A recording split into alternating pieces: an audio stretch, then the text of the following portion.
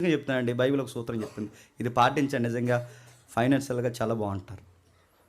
ఎవరైతే యథార్థంగా ఉంటారో, జెన్యూన్‌గా ఉంటారో తప్పక వర్ధిల్లుతారు.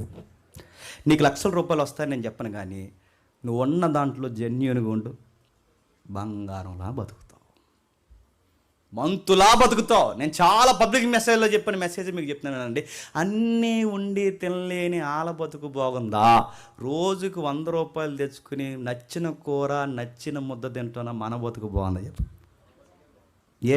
వాడి దగ్గర డబ్బు ఉంది, మన దగ్గర చెప్పండి దేవుడు ఉన్నాడు. వాడి దగ్గర డబ్బు ఉంది, మన దగ్గర దేవుడు ఉన్నాడు. వాడి డబ్బు వాడి కనీసం నచ్చిన ముద్ద తినలేడు. మనము డాక్టర్లు చెప్పారట, పెరుగులో చేప తినకూడదు, చేపలో పెరుగు. ఎండి చేపలు ఏపుకుని తినే ఏమైనా అయిందా? అది మన హెల్త్ స్కేల్. చికెన్ తింటే మటన్ తిన కూడా, మటన్ తింటే చికెన్ తిన, రెండు కలిపి తినేహాం.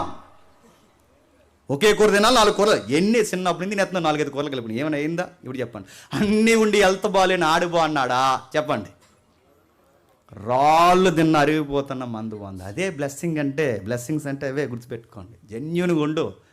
వాళ్ళకి డబ్బులు ఉంటాయి, సెంట్రల్ ఏసీలు ఉంటాయి, వాళ్ళకి రాత్రులు నిద్ర రాదు, నిద్ర మాత్రలు వేసుకుంటారు అయినా రాదు, ఇంకో 2 వేసుకుంటారు అయినా రాదు, రోడ్లను తిరుగుతారు అయినా రాదు, తెల్లవారులు తిరుగుతారు అయినా రాదు. మనకే స్నానం చేయండి, స్నానం తర్వాత ముందెట్టు తింటాం, చేయగలుగుతాం,